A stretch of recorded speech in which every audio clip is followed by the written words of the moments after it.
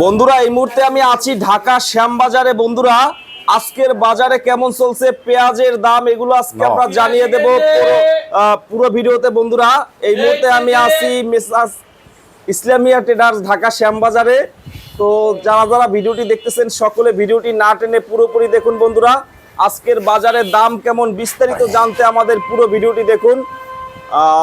আসসালামু আলাইকুম ভাইয়া। ওয়ালাইকুম আসসালাম। ভাই কেমন আছেন? আলহামদুলিল্লাহ ভালো আছি ভাই। ভালো আছেন ভাই?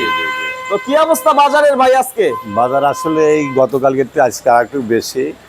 বাজার 42 চাইতে 47 46 15 যাইতেছে আজকে। হ্যাঁ, বাজার আগামীকাল হাফ সেঞ্চুরি হবে, এটা ভাবেই বোঝা যাচ্ছে। গ্রামগঞ্জ আটের বাজার অনেকটাই বেশি, তবে 1700 থেকে 1900 বাজার যাচ্ছে। 1700 থেকে 1900 টাকা বাজার যাচ্ছে। মানে আজকে উপরে কত বিক্রি করতেছেন? উপরে 46 47 যেভাবে বিক্রি হচ্ছে, 45 42 43 বিভিন্ন রকম। আচ্ছা, উপরে এইগুলো দেখলাম বিক্রি হয়েছে মাত্র। এটা এই মাত্র বেচলাম 45 টাকা। এটা 45 টাকা বিক্রি করছেন এইগুলা? জি জি 45 42 এটা 45 টাকা বিক্রি হয়ে গেছে। আচ্ছা, দাম দেখলাম যে দুই দিনের ভিতরে আরো 5-7 টাকা বাড়ছে। জি জি আরো বাড়বে বাজার। আজকে আরেক গ্রামগঞ্জে যে বাজারটা আছে ওর সাথে যদি আসে ঢাকা পৌঁছায় ওগুলো 50 টাকা বিক্রি করতে হবে। 50 টাকা? 50 টাকা।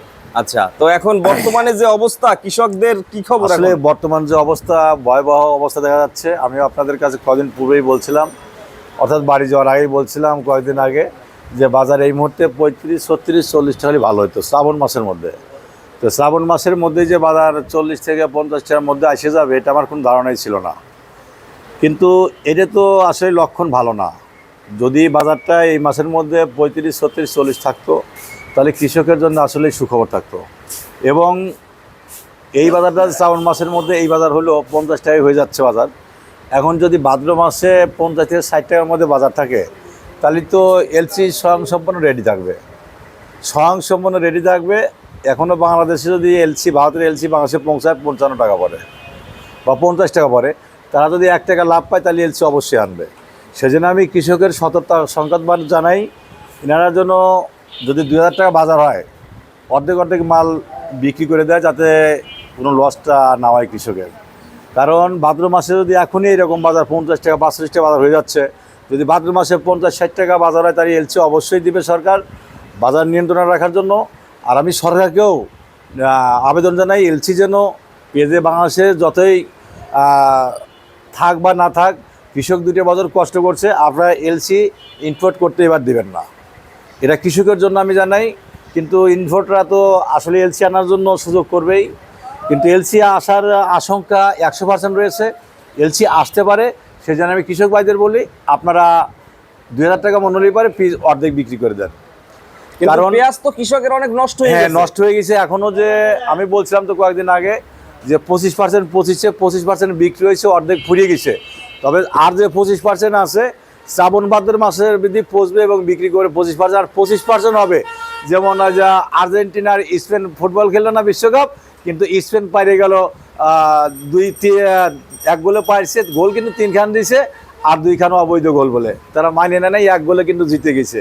সেই জন্য এর পিজো একটা সেঞ্চুরি হতেই পারে আশ্বিন কার্তিক মাসে। আমি আগেই বলছি সেঞ্চুরি হবে ইনশাল্লাহ। কিন্তু সেই জন্যই সতর্ক সংকেত বলতেছি, আপনারা এলসিডি আসলে কৃষকের আনবেন না, কৃষকের মাথায় হাত দেবেন না।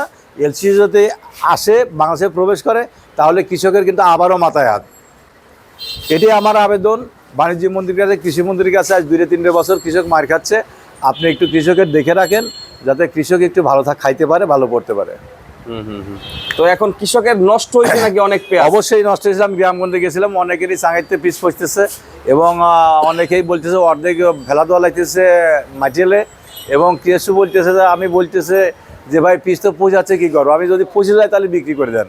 মানে 500 মন যার পেঁয়াজ আছে নষ্ট না না, যার 500 মন পিস আছে তার 300 মনই পচে গেছে ভাই।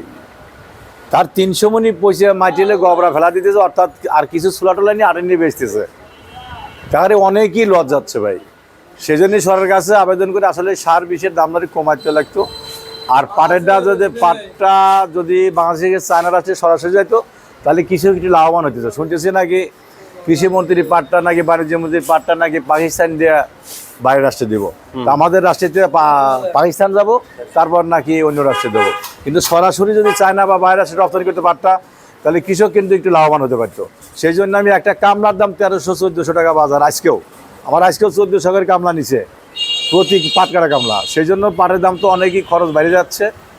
এই 1400 টাকা কামলায় মনে করেন যে এক পাবি কাটতে পারে না, 200টি পাট কাটে, তাহলে 700 টাকা আটি পেল। আর এই দুয়ার সময় যদি 800,000 টাকা সব লাগে, তাহলে কত টাকা খরচ পড়ে? 3000 টাকা 4000 টাকা এক মন খরচের ফলই চলে যায়। জমি জমি গেলে 5000 টাকা খরচ পড়ে যায়। সেজন্য আমি বলতেছি কৃষকের হয়ে বা বাংলাদেশের তরফ থেকে বা পাটমন্ত্রী বলি, আপনি পাটটা বাংলাদেশ থেকে চায়না রাষ্ট্রে সরাসরি রপ্তানি করেন, তাতে কৃষক এক মন ডাল ভাত খেতে পারবে। তো ভাই 50 যদি পেঁয়াজের বাজার ছাড়ায়, আবার অনেকে এলসির কথা বলবে। এটা আমি তো বলতেছি, যদি 50 টাকা বাজার ছাড়ায় যায়, 55-60-র মধ্যে থাকে, তাহলে আবারও এলসি আসার আশঙ্কা রয়েছে।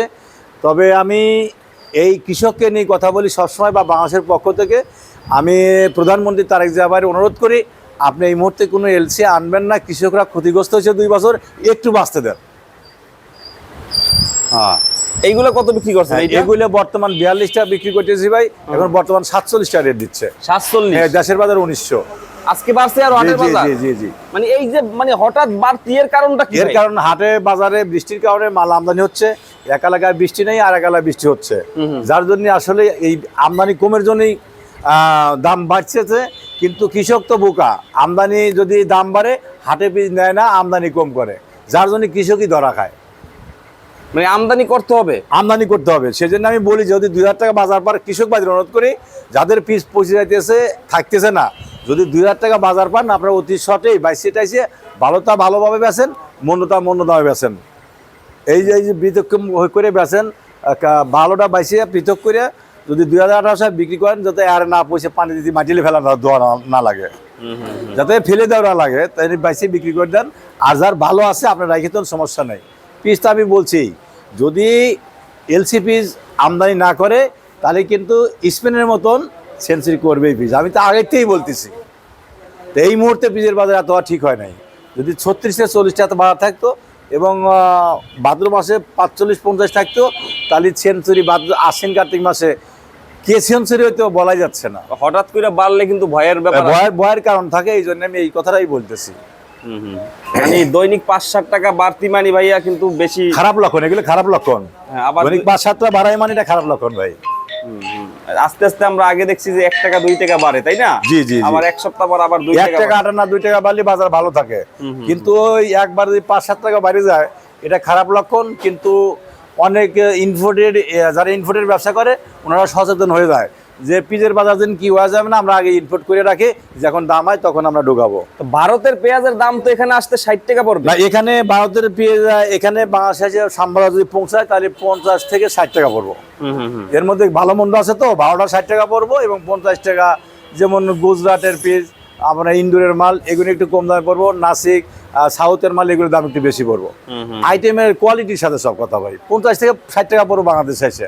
তো সেই সুযোগই তো আমি বলতেছি বারবার, যদি কৃষকের তরফ থেকে বলতেছি, এটা যদি এই মুহূর্তে 50 টাকায় শ্রাবণ মাসের বাজার না হয়তো, আমি বলছিলাম যে 36-40 টাকা বাজার হইতে পারে শ্রাবণ মাসের মধ্যে, কিন্তু আশ্বিন ভাদ্র মাসে বাজারটা 45-50 টাকা হতে পারে, বা 40 টাকা থাকতে 50 টাকা থাকতে পারে। এখন যদি ভাদ্র মাসে 50-60 টাকা হয়ে যায়, তাহলে তো এলসি আসার আশঙ্কা রয়েই যায়।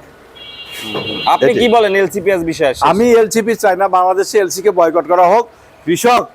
কৃষক যাতে 2 পয়সা পায়, এই কারণে আমি এলসি একবারেই বয়কট চাই। বাংলাদেশের মধ্যে 2 বছর কৃষকরা একবারে ক্ষতিগ্রস্ত, কোনো মূল্যায়ন করা হয় নাই কৃষককে। যদি পিসটা একটু মূল্যায়ন করা হয়, তাহলে বাংলাদেশ আসলে ভালো খাবে, ভালো পড়বে। কৃষকরাও ছেলে মেয়ে স্কুলে পাঠায় পড়াশোনা করতে পারবে, এবং তারাও একমত ডাল ভাত খেতে পারবে। তবে দাম মনে হয় সামনে কি আরো বাড়বে? হ্যাঁ, সামনে আজকে আটের বাজার 1700 থেকে 1900 টাকা, তাহলে তো কালকে 50 টাকা বাজার 100% হওয়া লাগবে। কালকে আগামীকাল 50 টাকা বাজার হতে পারে, সামনে বলা যায় না, যদি কাস্টমার থাকে। কৃষক ভাইরা মনে হয় পাট নিয়েও ব্যস্ত একটু। হ্যাঁ, কৃষকরা পাট নিয়ে ব্যস্ত, পাট কাটা দোয়ায় ব্যস্ত, এই জন্যই কিছু মাল নিতে পারতেছে না। তারপরে পাটে একটু 4042 দাম পাচ্ছে, ওই পাট শুকায়া বেশি আপনার দাম করে দিচ্ছে, এই জন্য পিসটাও একটু আমদানি কম হচ্ছে। এই দেখেও যেন কোনো বাণিজ্য মন্ত্রী মাথায় হ্যাং হয় না যে মনে হয় মার্কেটে মাল নাই, কৃষকরা পাট নিয়ে ব্যস্ত আছে, যার জন্য এই পিস হাটে আমদানি কম হচ্ছে। আমদানি অবশ্যই হবে। আচ্ছা ভাই, ফোন নাম্বারটা দিয়ে দেন। হ্যাঁ, আমার ফোন নাম্বার 01721382612। এই ফোনটা বন্ধ আছে, কেউ অনুরোধ করবেন না। তবে আরেকটা নাম্বার আছে 01974 382612 01974 382612, এটা আমার ইমো নাম্বার বা আমার এটা ব্যক্তিগত নাম্বার। Thank you, এই জন্য ভাই। আমার ওই নাম আগের নাম্বারে একটু বন্ধ আছে, কেউ কিছু মনে করবেন না। আপনাকেও ধন্যবাদ। Thank you.